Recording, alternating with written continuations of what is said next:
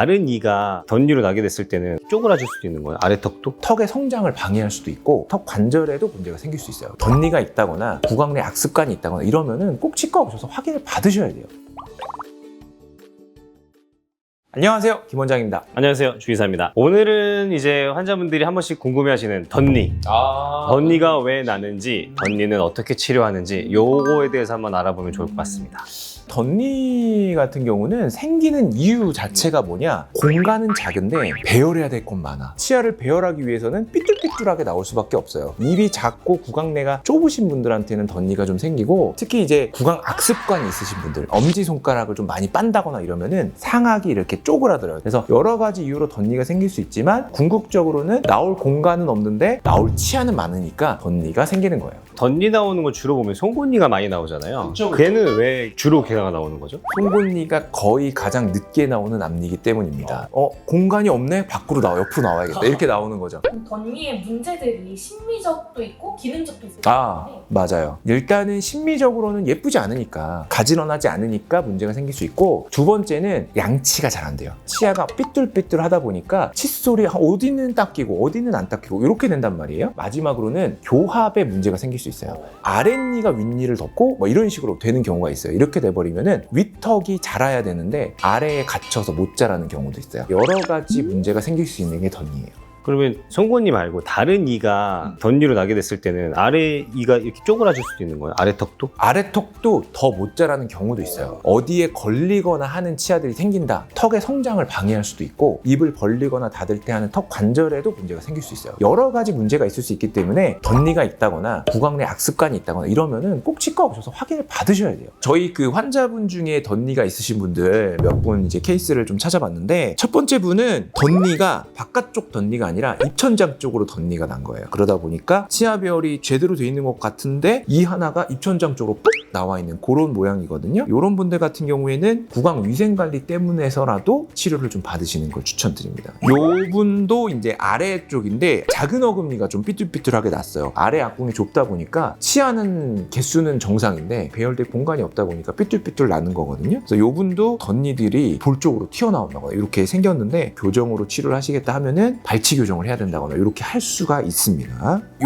케이스는 이제 가장 많이 보는 케이스죠. 송곳니가 앞쪽으로 툭 튀어나와 있는 그런 케이스인데, 저희 병원에서 이제 교정을 통해서 원위치 시켜주고 이렇게 하신 케이스인데, 송곳니가 여기 위에 있으면은 입술도 좀 들려 있어요. 그래서 송곳니를 교정을 통해서 제자리에 넣어주면은 윗 입술이 튀어나온 것도 들어가면서 그런 부분도 좀 교정이 됩니다. 환자분들 중에서 덧니가 있으신 분들 제가 사진을 보면은 치석들도 많이 껴있고 그 사이에 충치가 있는 분들이 많더라고요. 덧니가 생겨버리면 관리하기가 상당히 어려우세요. 덧니 있으신 분들한테 관리 열심히 하세요 말씀을 드리지만 이게 내 의지대로 이렇게 난 게 아닌데, 말씀드리긴 좀 죄송스러운 면도 있지만 신경을 쓰시고 기회가 된다 하시면은 교정적인 치료나 이런 걸 통해서 치아 배열을 고쳐주시고 하면은 위생 관리 하시기에도 훨씬 편해요. 덧니를 가지신 분들이 뭐 잇몸질환이나 치주 질환의 가능성도 높나요? 그쵸. 아무래도 덧니가 있다라는 거는 음식물이 저류될 수 있는 공간이 많다 보니까 양치가 안 되고 치실질이 잘 안 되고 이러다 보면은 잇몸도 더 붓고 치아 사이 충치가 생길 수도 있고, 그래서 치주염의 가능성도 높지만 충치의 가능성도 높아요. 덧니를 집중 관리할 수 있는 방법들이 있어요. 제일 중요한 거는 치실, 치간 칫솔 꼭 써주시는 거, 그리고 굉장히 뾰족하지만 칫솔모는 많지 않은 것들, 첨단 칫솔 같은 거, 그런 걸 통해서 덧니 있는 부분만 조금 더 양치를 해주시면은 관리가 되시는 거죠. 그럼 물로 쏘는 치실, 워터픽이라고 보통 얘기하잖아요. 그건 어떨까요? 워터픽도 나쁘지 않아요. 워터픽, 치실, 치간 칫솔 요거는 이제 세트거든요. 그 셋 중에 하나라도 꼭 해주시면은 아무리 덧니가 많다고 하더라도 관리는 잘 해주실 수 있어요. 그리고 정기적으로 검진을 받으시고 스케일링 받으시고 그런 것들은 생각해 주시면 좋을 것 같아요.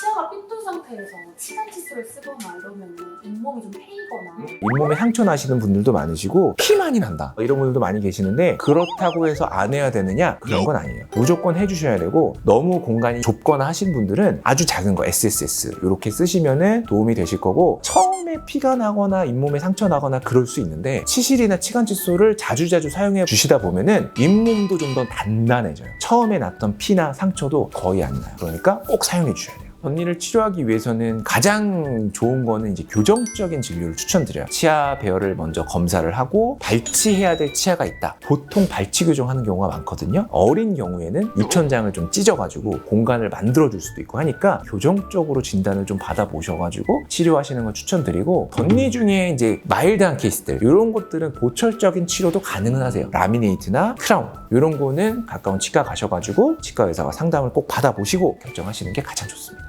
덧니가 유전이에요?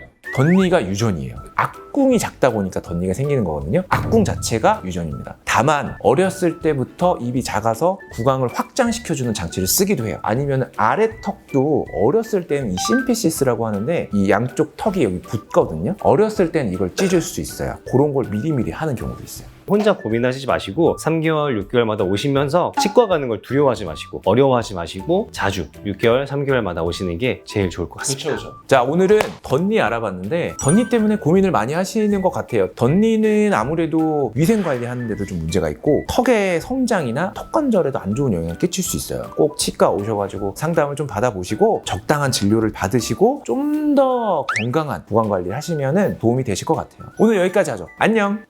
안녕.